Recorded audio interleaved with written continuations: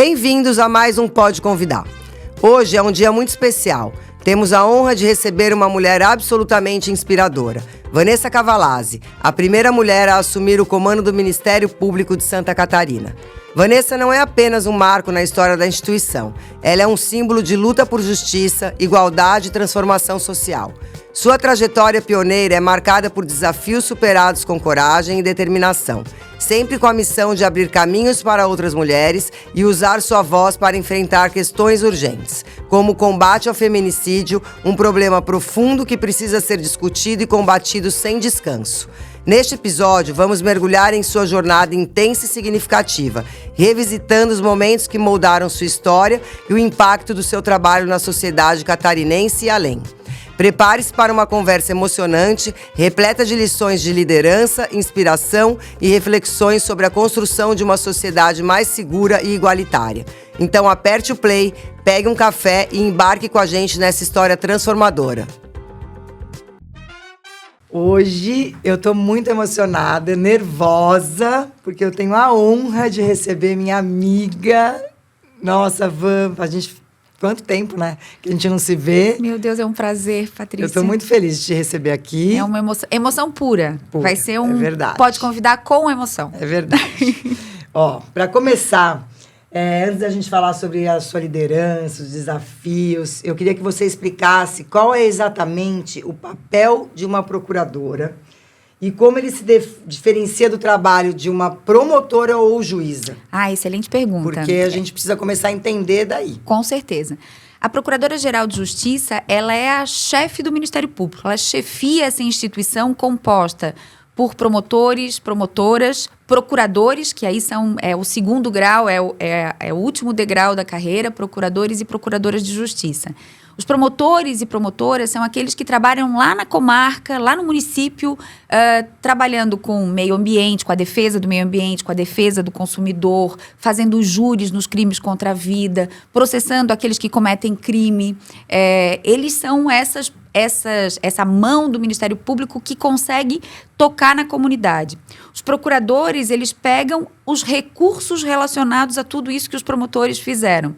E a Procuradora-Geral chefia tudo isso que acontece no Estado inteiro. Então, embora não exista uma hierarquia entre promotores, procuradores e a Procuradora-Geral, nós organizamos as prioridades, né? A gente organiza lá na Procuradoria-Geral as prioridades da instituição. Por exemplo, vou te dar um exemplo. A gente está falando muito de feminicídio, de violência contra a mulher. A gente está falando de combate ao crime organizado através do combate à lavagem de dinheiro. Então, a gente coloca a instituição no trilho, apontando para o lugar certo. Deve ser tão difícil colocar como prioridade, com tanta coisa para resolver. É verdade. Meu Deus, isso é prioridade, mas isso aqui também é. Mas sabe, eu imagino. Que aí o que a gente resolveu fazer? Essa também é uma pergunta muito legal. A gente entendendo isso que tu falasses e entendendo que Santa Catarina é um lugar diferente, é um lugar onde a regionalidade fala muito alto. Quando a gente olha, por exemplo, para a Serra Catarinense, os problemas da Serra têm características diferentes, por exemplo, dos problemas do Norte ou do Sul. Então, entendendo isso, o que a gente resolveu fazer? Nós vamos percorrer 11 regiões ao longo do Estado, com toda a estrutura da Procuradoria-Geral, para conversar com os promotores dessas áreas. De cada região. De cada região e debater qual é a prioridade dessa região nas áreas do meio ambiente, do consumidor, da infância e juventude, dos direitos humanos, na área criminal. E aí, definida a prioridade por esse debate entre os promotores, conseguir induzir as políticas públicas necessárias para atender tudo isso com a característica da localidade, com a característica da regionalidade. 24 horas deve ser muito pouco por dia, né? É o meu maior desejo hoje em dia. Eu queria que tivesse pelo menos umas 36. Tá difícil de caber. Eu imagino. Ô, Van, como começou essa sua jornada até o Ministério Público? Sua inspiração se vem lá da infância? Por que você escolheu o direito, esse caminho? Patrícia, conta um pouquinho da sua trajetória. Isso é uma coisa muito, até chegar aqui. Muito legal, Patrícia. A gente se conhece há tanto tempo e eu acho que eu nunca contei, nunca dividi isso contigo. eu sempre fui alguém que olhava para os problemas da sociedade com uma dor diferente, assim. Minha mãe diz que eu era chatíssima na adolescência porque eu chorava com os problemas, com a fome, nos outros lugares, enfim. Sempre tive isso. Mas quando chegou na hora do vestibular, eu estava certíssima de que eu ia fazer jornalismo.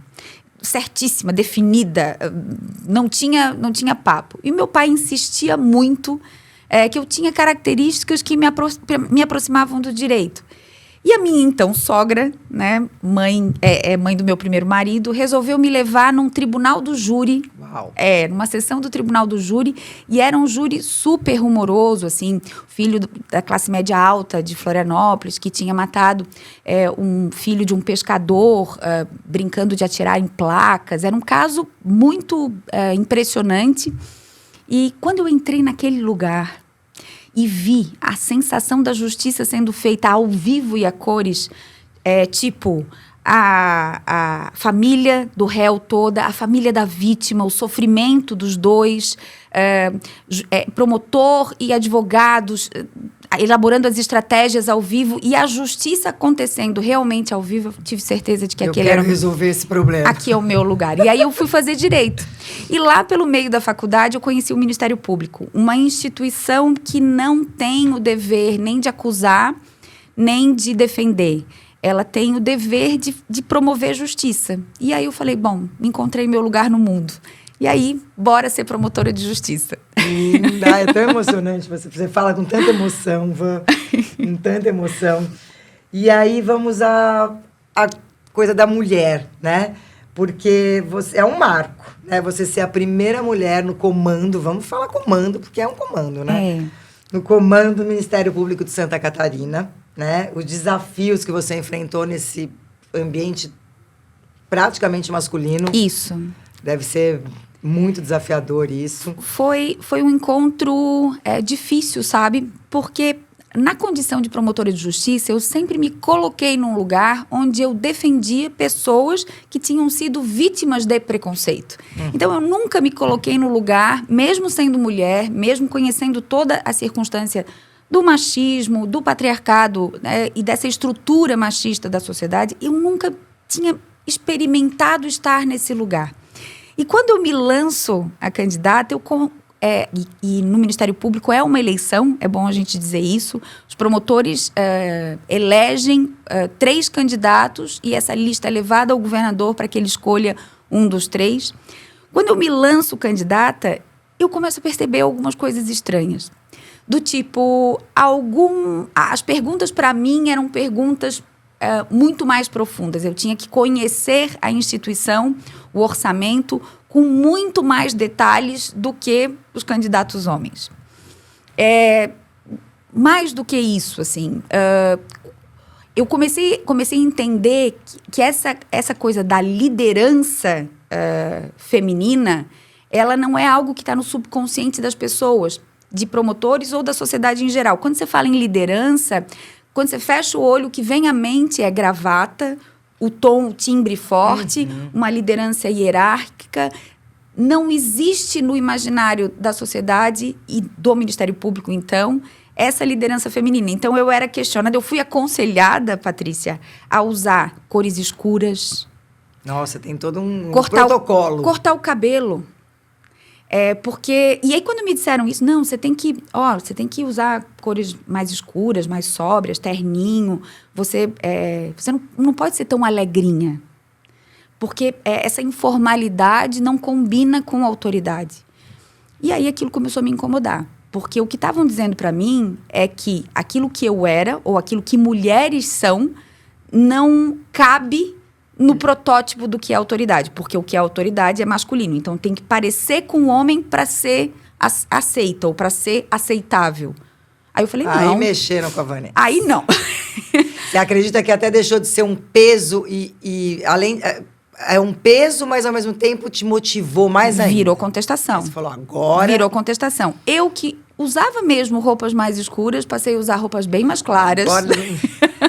Eu que usava o cabelo não tão comprido, passei a deixar o cabelo muito mais comprido do que eu usei em todas as épocas da minha vida, né? E passei a falar abertamente disso, né? O que a gente quer? E quando eu fui ler um pouco sobre essa coisa de como as mulheres exercem a autoridade, como elas ocupam os espaços de poder, eu compreendi quem eu era nesse mundo.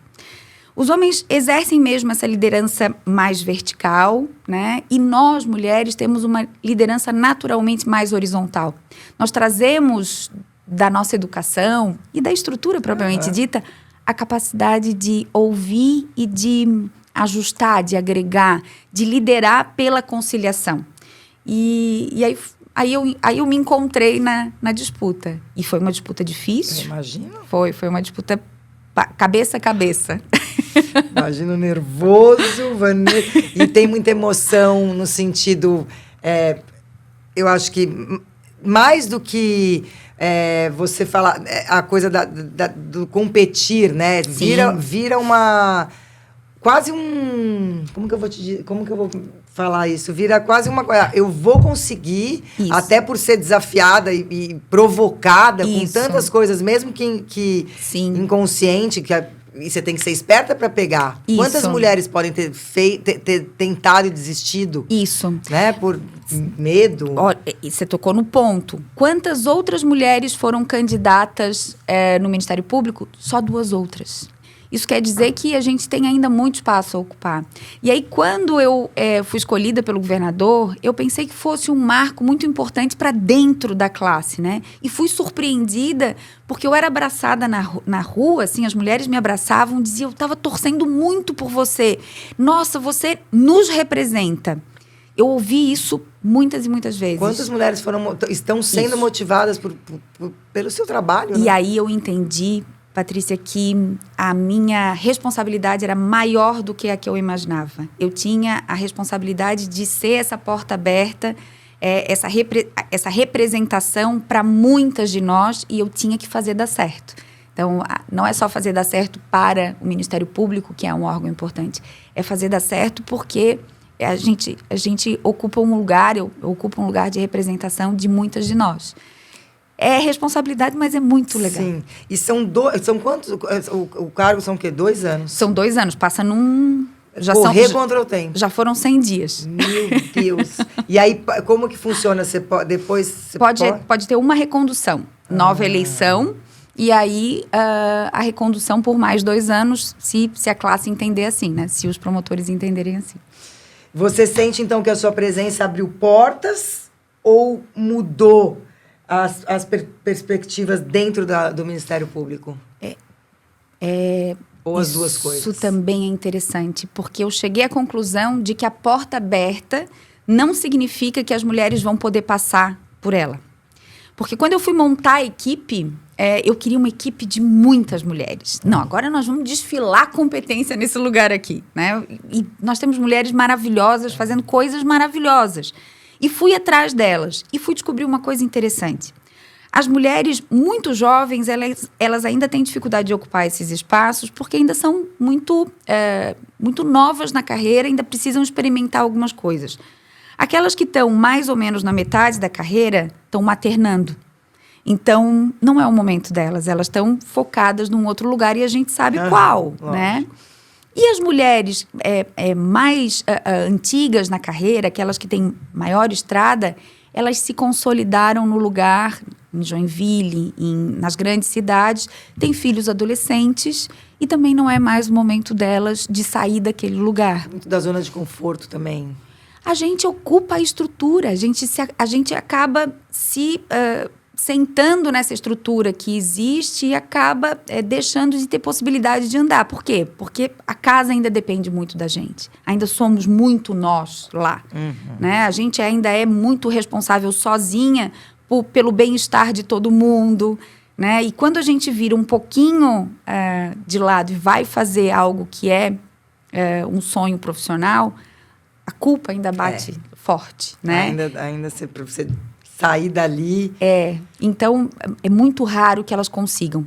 Por isso é que eu digo que o posto que eu ocupo é importante pela representatividade, mas ele precisa se traduzir em políticas institucionais que mudem isso, que propiciem às mulheres um pouco de possibilidade de exercer esse espaço de uma outra maneira. E a tarefa agora é pensar em como. Pegar essa nova geração que vem vindo. Isso. Coisa boa. Isso. Ainda bem que existe a Vanessa. Amiga, agora vamos falar um pouco sobre o seu estilo de liderança, né? Quais as prioridades que você definiu para o seu mandato, os seus projetos? Eu até estudei alguns aqui para não ficar aqui tão perdida, mas eu acho importante a gente falar, né? O que você considera transformador, falar sobre a pauta da violência doméstica, o que é o projeto do Prioriza, que você comentou comigo. Isso. Quando a gente pensa em violência doméstica, a ponta mais aguda desse fenômeno é o feminicídio. E quando a gente olha para Santa Catarina, nós andamos na casa dos 50, 57, 55, em 2020, 57, depois em 2021, 55, depois 57, 57 de novo, e agora 51. Então, quando a gente olha para trás, não dá para comemorar que 51 é uma queda. Porque a gente sabe que esse número está oscilando para cima e para baixo, não é uma queda sustentada. Além disso, quando você pensa que são 51 mulheres que morreram porque são mulheres, que morreram exclusivamente porque são mulheres, é algo que não é inadmissível, né? E aí nós precisamos pensar nas causas disso, quem são as mulheres que morrem, quem são esses homens que estão matando e quem são os filhos desse fenômeno. Crianças, adolescentes que ficam órfãos de mãe e que não têm políticas específicas, não têm políticas públicas específicas para trabalhar isso. Então, a nossa ideia é um mapa do feminicídio do Estado para identificar região a região o que é isso, como isso acontece e isso ser um instrumento de trabalho do promotor de justiça para induzir, para fazer com que os municípios e o próprio Estado criem essas políticas para que a gente faça os números caírem. E aí eu faço um parênteses para dizer assim, hoje como é que a gente combate feminicídio? No tribunal do júri, Patrícia, e a gente faz bem. Os processos são rápidos, os homens ficam presos e a sociedade catarinense condena a nosso pedido com penas altíssimas, mas o fenômeno não cai. Então isso diz pra gente que a gente precisa dessas políticas, casas de acolhimento para mulheres vítimas de violência. Nós precisamos de grupos reflexivos para homens, para que esses homens sejam trabalhados e não repliquem essa violência com outras... denúncia em si. Nós precisamos ter instituições aparelhadas para ouvirem adequadamente essas mulheres. Pensa lá, uma mulher que primeiro se sente culpada porque está sofrendo violência. Porque a gente tem essa coisa, né? Sim. A gente primeiro pensa assim, o que eu fiz de errado? Não, eu devo estar fazendo alguma coisa de errado para esse homem estar fazendo isso comigo. E aí, até ela chegar à conclusão de que a culpa não está nela, que a responsabilidade é dele, vai um tempo. Depois, ela pensa assim, meu Deus, mas o que eu vou fazer com essa minha família? Isso tudo aqui vai desmoronar. A minha família da propaganda da margarina vai acabar. Não quero que meu filho sofra, não quero que a minha filha sofra. E aí ela, mais um passo lá dentro. E apanhando, e a violência ficando pior. Aí ela resolve dar um passo além. Aí ela pensa, tá, mas vou botar o pé lá fora, como é que eu vou me sustentar? Eu estou preparada para arcar com tudo sozinho e com o que vem? Aí ela amadurece isso. E lá na última ponta ela diz, tá bom, eu vou para a delegacia. Mas lá na delegacia, onde é que eu vou ser ouvida? Será que eu vou encontrar alguém que olha para mim com o olho roxo, né, morta de vergonha e diz assim, você tem certeza que você quer denunciar? E aí ela olha para trás, para tudo que ela viveu para estar ali naquele momento e diz assim, meu Deus, será que eu quero mesmo denunciar? Medo. Então, desde as paredes que precisam ser grossas o suficiente para que ela tenha acolhimento e possa contar tudo que ela sofreu, são coisas muito difíceis, com privacidade. Até quem escuta, quem colhe esse depoimento, precisa estar preparado. E nós não estamos ainda. E aí falo da minha instituição. Nós ainda dentro da instituição não temos um protocolo de relacionamento com essas vítimas. Nós ainda tratamos essas vítimas como objeto de prova. Nós queremos muito que ela conte o que aconteceu, porque a gente precisa dar conta de condenar. Aquela coisa, 50, 51, contando ali. Isso. Isso que é o que vocês sabem, fora o silêncio. Isso. Né? Aquela história do que tá lá na nuvem, né? Que tem um monte, você sabe de uma história aqui, Isso. sabe de uma história ali. Isso. E aí uma amiga, aí você Isso. conversa, sai daí, não fica aí, a Isso. pessoa fica, e você não entende por que fica. Isso. E aí, Patrícia, ser mulher, nesse lugar onde eu tô, com esse panorama do que a gente tem, né?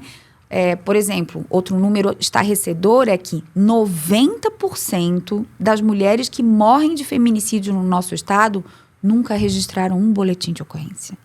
Isso diz pra gente que... Tamanho do silêncio.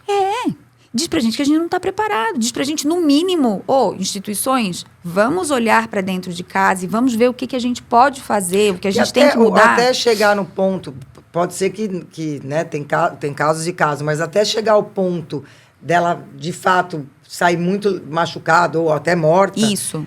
Quanta coisa não aconteceu antes disso. E nos Isso. pequenos sinais lá atrás, né? Eu acho que é um trabalho de formiguinha. Você é o relacionamento abusivo, Isso. tóxico. A gente sabe que essas palavras hoje em dia tá na moda falar, né? Mas a gente vê. Mas é verdade. E eu vou te falar, Van, assim, nesse momento, eu estive agora uma temporada na Austrália e eu fiquei surpreendida quando eu soube que a Austrália é um dos lugares que mais tem violência doméstica. Tá brincando.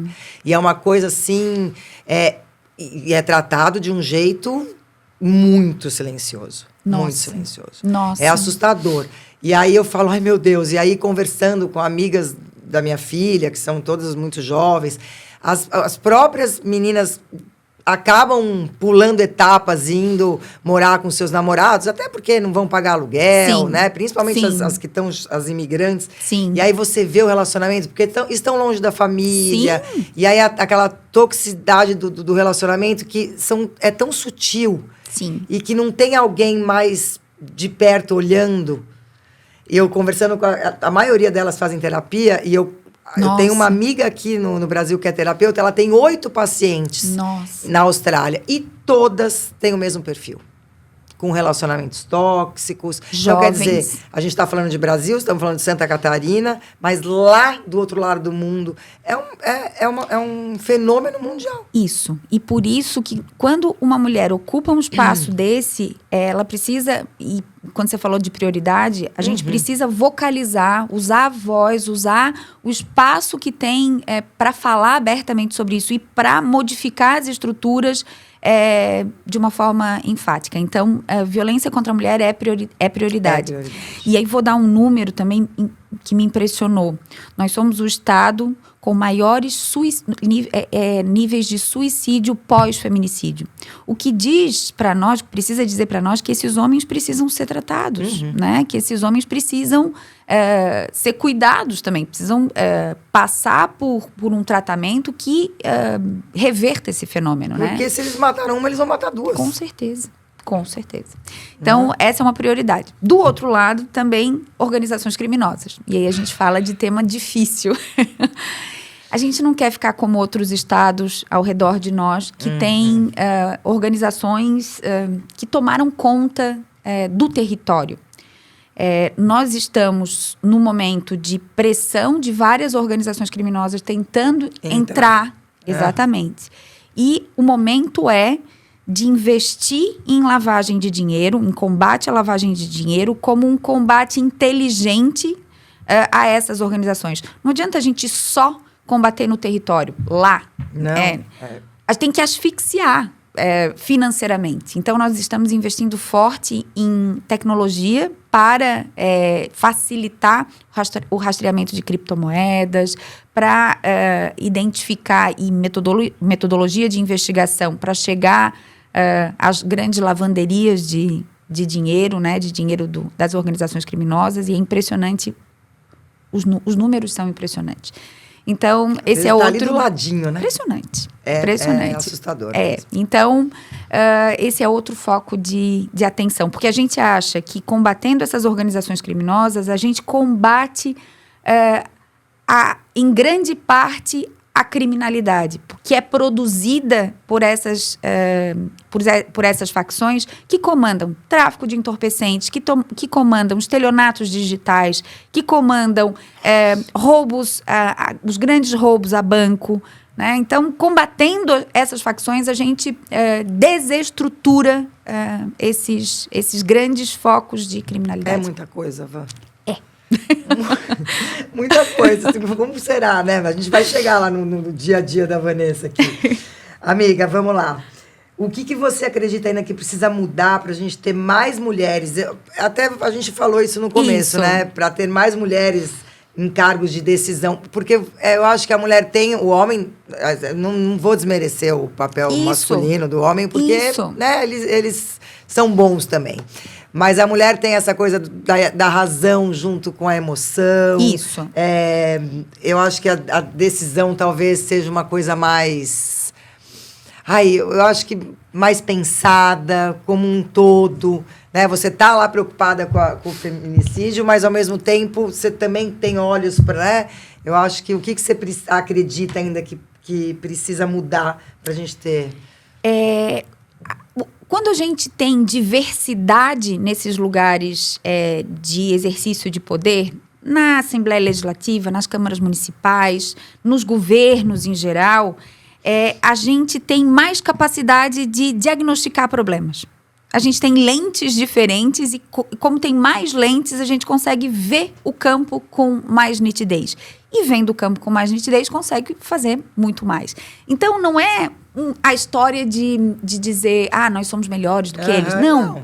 Nós queremos esse espaço. Não é que nem nós merecemos esse espaço. Um dia eu ouvi uma mulher dizendo isso. A sociedade merece que nós estejamos lá. A inversão de... contrário. Exatamente. E quando a gente olha para o Ministério Público, um dado impressiona, né? Nós já somos quase 40% de promotoras, ou seja, na base da instituição, nós estamos nos aproximando da metade. Mas quando a gente olha para o topo, nós não somos nem 20%. Nós não chegamos, nós não arriscamos, nós não pegamos os 20%. Isso quer dizer que a gente não progride na carreira até lá. A gente não consegue chegar até lá porque nós vamos retardando a nossa marcha por causa da estrutura. É uma resistência. Isso. Então, mulheres que... Quando a gente fala assim, mulheres vão se candidatar a serem deputadas e senadoras e prefeitas e governadoras. Mas como é que fica a casa? Como é que fica o meu casamento, assim? Será que o meu companheiro vai dizer assim, eu vou ficar aqui segurando tudo para ti? Porque ela vai ter que mergulhar e o mergulho é fundo. Existe essa parceria? Não existe. Nós criamos estruturas capazes de fazer com que mulheres jovens possam desenvolver essa liderança. E vou dizer um dado básico. Nós agora abrimos a primeira sala de amamentação dentro do Ministério Público. Não tinha. Para todas as mulheres, desde as nossas terceirizadas até as servidoras, promotoras, procuradoras, enfim, não existia. Ou seja, o mínimo que é uma sala onde você pode, no meio do dia, né, o filho pode ser levado para lá e você pode amamentar, não existia. Que dirá igualdade de licença, por exemplo, paternidade. Porque é muito confortável nesse momento difícil da vida nós ficarmos, né, 6 meses lá com a criança e nos descabelando em casa e eles ficarem 1 mês e voltarem para sua rotina e a vida deles continua. A vida continua igual. E nós ficamos com toda a estrutura doméstica e eles com o trabalho.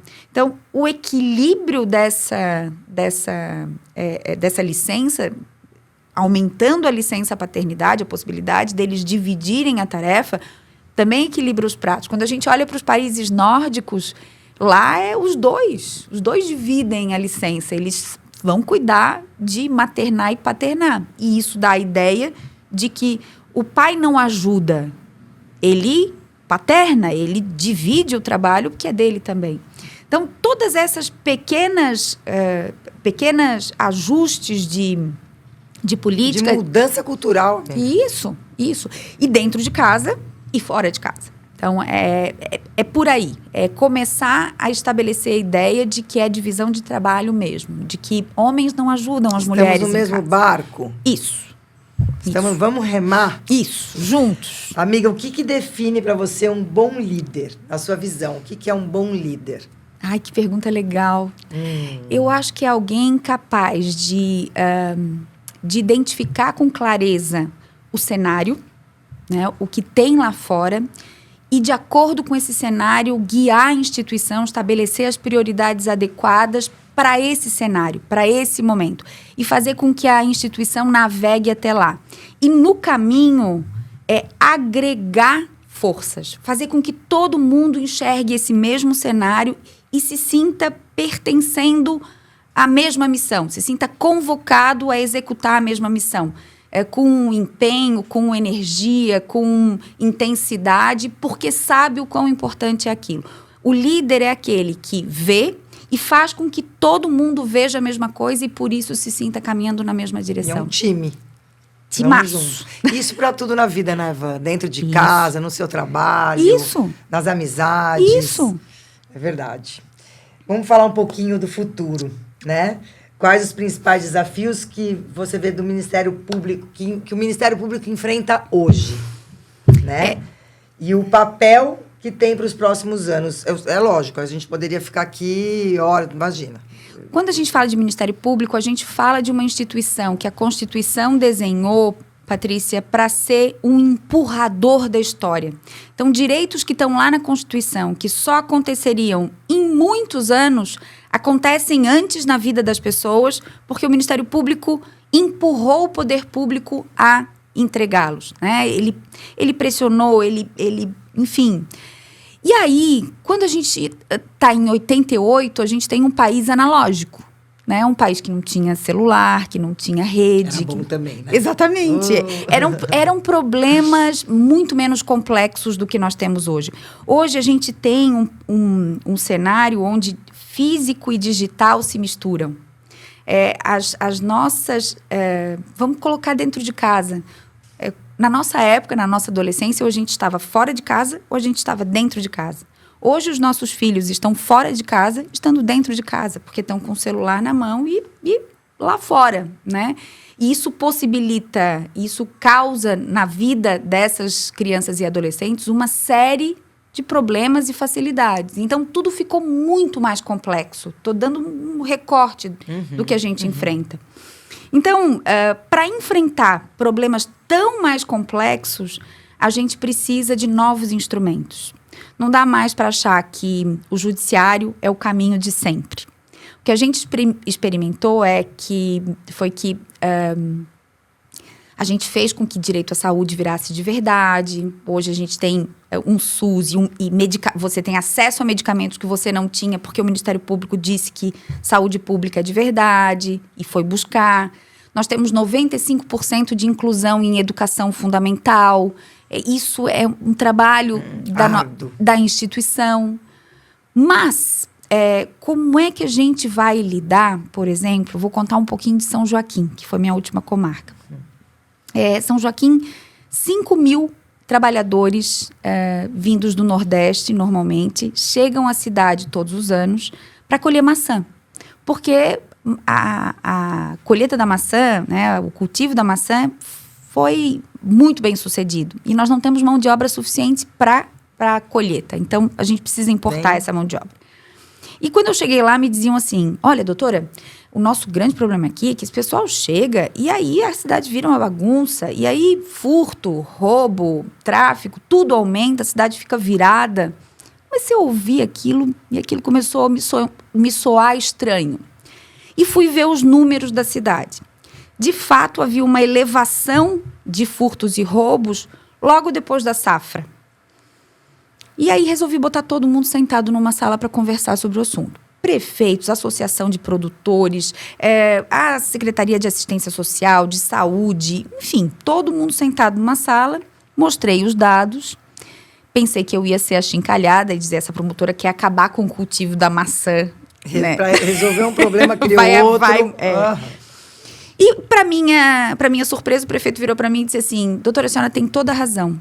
Só que eu não sei mais o que eu faço. Eu não sei se eu abro um abrigo para essas pessoas que, depois da safra, ficam aqui tentando mandar dinheiro para sua família. Eu não sei mais o que eu faço. E vou dizer para a senhora o seguinte: São Joaquim tem um dos índices mais altos de mortalidade infantil no primeiro ano de vida. E aquilo me chocou. E eu fui estudar um pouco mais da matéria e descobri que São Joaquim é um dos campeões estaduais e tem níveis acima dos brasileiros de registro de crianças em nome só da mãe. O que isso está dizendo? Está dizendo que esses homens que vêm para a colheita da maçã não sabem que São Joaquim é frio, não sabem que São Joaquim tem um nível, um custo de vida altíssimo. Tchau! Isso. Bora correndo. Isso, não sabem nada disso. E não sabem que depois da safra não vai ter emprego. Então, acham que um salário mínimo é tudo na vida. Quando se dão conta de que não vai dar pé, eles tentam ficar, eles se relacionam com meninas, eles engravidam essas meninas e acabam indo embora. Então, se a gente... Por que eu estou contando tudo isso, Patrícia? Para dizer o seguinte: se eu simplesmente aumento a polícia na cidade para combater os crimes, eu não vou mudar nada. Porque eu ainda vou ter um contrato de trabalho absolutamente desajustado, que vai trazer pessoas e as coisas vão continuar acontecendo. O relacionamento vai continuar existindo. Eu não posso simplesmente não trazê-los. Então, a resolução desse problema não é só a polícia na rua. É muito mais do que isso. Organizar essa mão de obra, a contratação, trabalhar com assistência social, trabalhar com saúde. E, para isso, a gente precisa de mais escuta. Precisa acreditar. Precisa botar todo mundo na mesa. Ser otimista e acreditar. E precisa botar todo mundo na mesa, porque uma só figura não tem a resolução do problema todo. Cada um ali naquela mesa tem uma parte do problema e uma parte da solução. Isso. Assim, você vai resolver um problema que gera outro, aí você vê esse sujeito que ficou, que para ele vai ser difícil, aí vai gerar violência doméstica. Ai, meu Deus. E aí, por isso que eu fiz questão de contar toda essa história para resumir no seguinte: qual é o grande desafio do Ministério Público atual? O grande desafio é mudar o foco e, ao invés de judicializar de primeira mão, botar todo mundo sentado na mesa e construir o acordo de resolução do problema a partir da escuta de cada uma dessas figuras e a partir da construção da solução com a realidade com o recorte da realidade de cada um. Porque aí a gente vai ter solução de verdade. Aí a gente não vai ter uma sentença dizendo alguma coisa que tem que ser feita, mas que é impossível, por exemplo, de ser feita. E aí, se não existe uma Vanessa que vai lá e senta e fala para aquela pessoa que estava lá: ah, não, eu sei que esse problema existe, mas eu não sei como resolver. E aí, então, vamos para o próximo. Que bom que a gente tem a Vanessa. Isso. E assim, eu quero dizer para todo mundo que está ouvindo que os promotores, a vida dos promotores é isso, sabe? A vida dos promotores é fazer isso. Então, acreditem que essa instituição tem um potencial de ajudar a gente a colocar direitos na mesa e a fazer valer direitos muito grande. E vamos explorar esse potencial. Vai. Bom, aí agora a gente vai um pouquinho lá. Eu conheço a Vanessa há muitos anos, mas aí agora quem está assistindo esse podcast deve estar falando: nossa, meu Deus. Bom, o seu dia teria que ter mais de 24 horas. Sim. Esse mandato tem que ter mais de 2 anos, porque não é possível, tem muita coisa para resolver. Aí vou te levar lá pro Ministério Público para dizer assim, isso para todo mundo. Que horas mundo. você acorda, que horas toca o despertador, aí você deita a cabeça no travesseiro, você faz terapia, você dorme. Como será que né? Eu tô a semana inteira quase sem dormir pensando que eu vou ter que fazer um podcast com uma procuradora. Eu falei, não. Aí agora, imagina você. Com tudo isso, quantos problemas pequenininhos, né, que a gente tem na nossa vida, que, óbvio, todo mundo tem problema, Mas, meu Deus, quantos problemas você tem que resolver, amiga? E como é um período muito curto, eu confesso que eu tô dormindo pouco, acordo mesmo no meio da noite, fico lá com o olho pregado para cima, pensando em como resolver, em como encontrar soluções, assim. Mas no dia seguinte eu chego animada, porque eu acho que isso é privilégio. Tá ocupando esse espaço é privilégio. Seu pai tinha razão, né? Ele já falou lá atrás. Vamos fazer um bate-bola daqueles assim, tac, tac, tac, né? Manda. A maior realização profissional? Eu acho que não dá para dizer que não é, né? É ser procuradora-geral. É muito grande. Posso até fazer algumas outras reflexões de casos importantes, né? De momentos muito definitivos.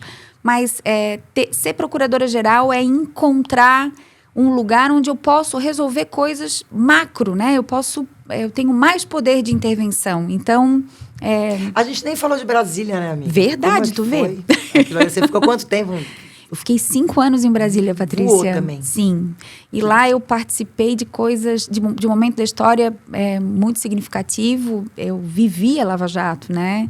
Eu ajudei a processar agentes com foro privilegiado no Superior Tribunal de Justiça. Trabalhei com política no sistema prisional, no Conselho Nacional do Ministério Público, né? Ajudando a estruturar, a reestruturar isso, defendendo que a gente tem que criar vagas, sim, porque o nosso sistema ainda é pequeno para o tamanho da criminalidade que a gente tem. Então, foram anos também de muito aprendizado. Né? Mais de 5 anos e o Felipe, o filho, né? Uhum. Tá lá. Felipe e a Betina ficaram. Ficaram, né? O dia que eu sentei com eles, Patrícia, para dizer assim, nossa experiência de Brasília acabou, nós estamos voltando para Santa Catarina, eles disseram, que bom para você, mãe. A gente vai ficar. Que bom, e você vai lá visitar. Isso. Amigo, um livro. Eu não sei como que tá o tempo para você conseguir ler. Se eu pensasse em um livro, pode dizer 4? Pode. Tá, vamos lá. Um livro para a infância, assim, um livro da vida na infância. Conversando que as coisas se entendem, do Orígenes Lessa, que é imortal da Academia Brasileira de Letras e é sensacional até hoje. Esses dias eu estava recuperando para dar para o meu neto e revivi e ele continua super atual, é muito legal.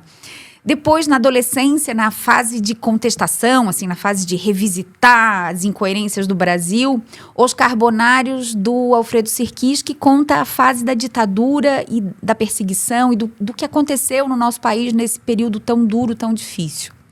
Na sequência, quando uma mulher jovem começa a aparecer aí, eu me lembro do Cisnes Selvagens, Olha. que é a história de 4 gerações de mulheres chinesas.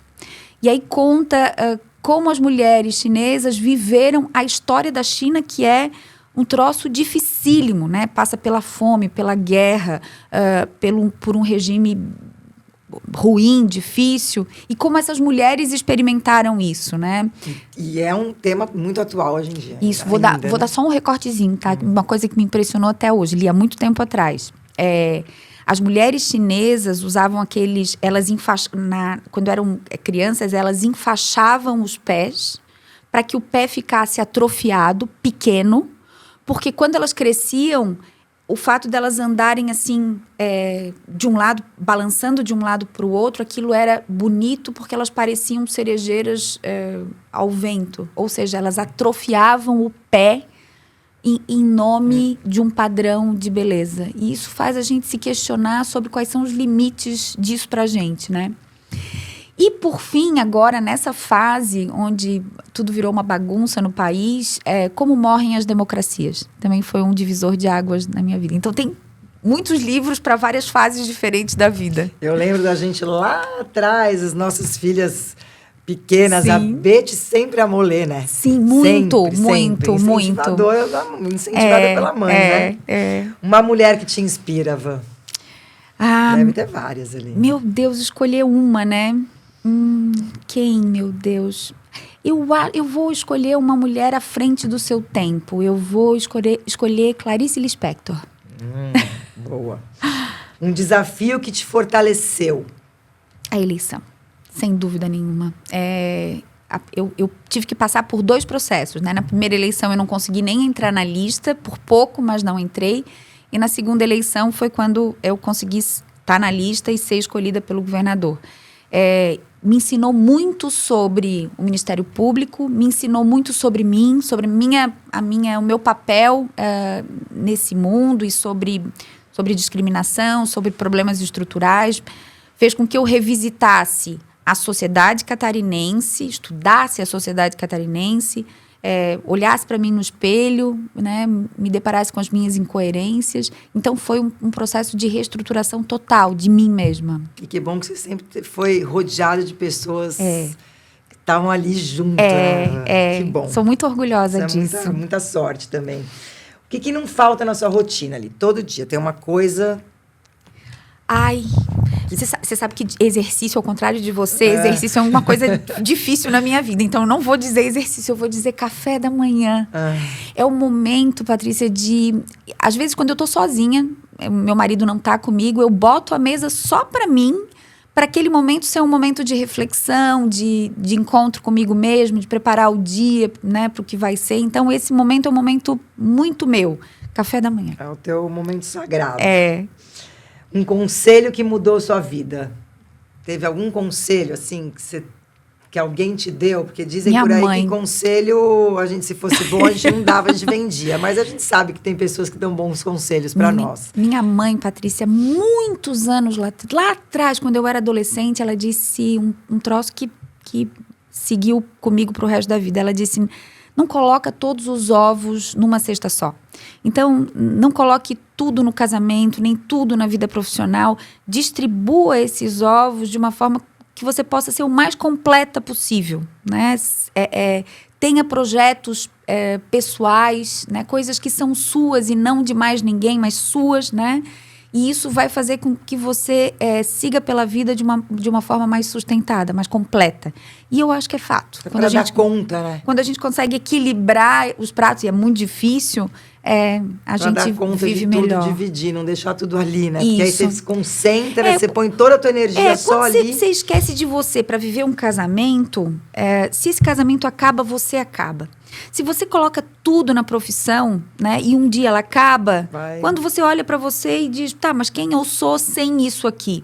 Então, na verdade, você precisa ser uma coleção de coisas, né? E eu acho que isso foi muito importante para mim. Um sonho que você não realizou ainda? Ai, Jesus. Ai, deve ter um monte, né? Eu acho que a gente sonhar é uma coisa... Sabe que eu ando me questionando que eu viajo pouco e eu gostaria de poder viajar mais. Ai, mas agora você não tem... Amiga, tu tá cheia de coisa pra fazer, eu já tô apavorada aqui. Não tem aí. A agenda. E aí eu fico vendo meus amigos viajando, eu ficava vendo você na Austrália dizendo assim, ai, nossa, olha só que delícia, olha ela conhecendo todas as... e eu morei na Nova Zelândia na adolescência, né? Aquele lugar é muito especial. Austrália e Nova Zelândia moram no meu coração. Então, eu acho que um grande sonho é poder viajar com mais frequência e conhecer lugares inusitados. Eu não conheço a Turquia, queria muito conhecer, não conheço o Egito, queria muito conhecer. Lugar, né? Muito. Realmente viajar Eu queria muito ter mais tempo para isso, mas chego lá. Eu acho que você espera. Agora até tem muita coisa para você resolver. Até fazer tudo combinado. Depois a gente pode até fazer uma viagem juntas. Combinado. Né? Vamos, para comemorar todas as conquistas. Vamos chamar a Roberta e a Rosângela. Tá bom, combinado. Eu sei que você ama cozinhar, que se tem alguém que sabe receber, essa pessoa é você. Qual que é o prato, assim? Um prato que você fala... É o prato da Vanessa. Eu vou falar o que primeiro passou na minha cabeça agora. E eu estava falando disso com alguns procuradores. Eu combinei com eles que eu vou fazer para recebê-los. É muito chato de fazer, porque ele é cheio de processos. E é uma receita da minha avó. Né? Uma receita da minha avó italiana, assim, né? Chama lasanha de almondeguinhas. Nossa. E ela é toda com mini almondeguinhas, então elas têm que ser feitas todas muito pequenininhas à mão. Depois, né, você frita todas elas quase que, né, de leva em leva. O molho fica 6 horas lá maturando e cozinhando. E aí tem segredos da minha avó que eu sei, eu sou a guardiã da receita da família. Ela bota uma pitadinha de canela. Né, ter lá o isso, uma coisa. Esse é o prato da Vanessa. Esse é o prato. Um hobby, Van, pra você relaxar. Eu adoro caminhar na praia.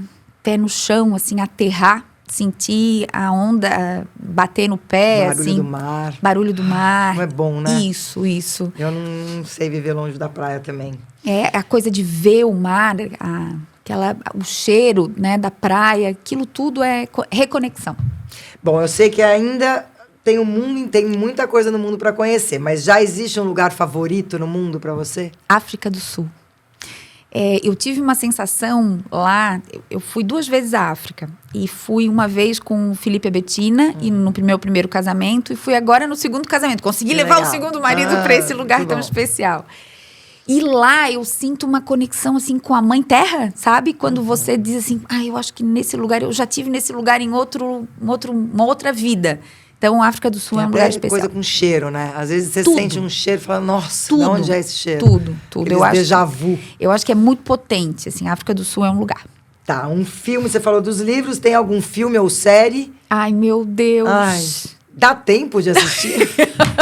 Eu tô apavorada com o tempo da Vanessa. Ultimamente não tem dado muito tempo. Mas eu levei esses dias a minha sobrinha em Como Treinar Seu Dragão, no live action. E aí, reconectei com o livro e com o filme que eu tinha levado o Felipe lá atrás. E ele tem lições tão legais, inclusive sobre liderança, sabe? Porque o protagonista, ele é um viking, mas um viking que não tem nada a ver com os vikings. Ele é um viking que não deu certo, vamos dizer assim. E, na verdade, esse viking que não deu certo salva a aldeia viking. E aí, de uma certa maneira, eu me identifiquei lá. Né? Uma viking que não deu certo. Pode ser, quem sabe, quem mostre um caminho diferente para o Ministério Público. Muito bom. A próxima pergunta é a primeira palavra que vem à mente com o Ministério Público. Uma palavra.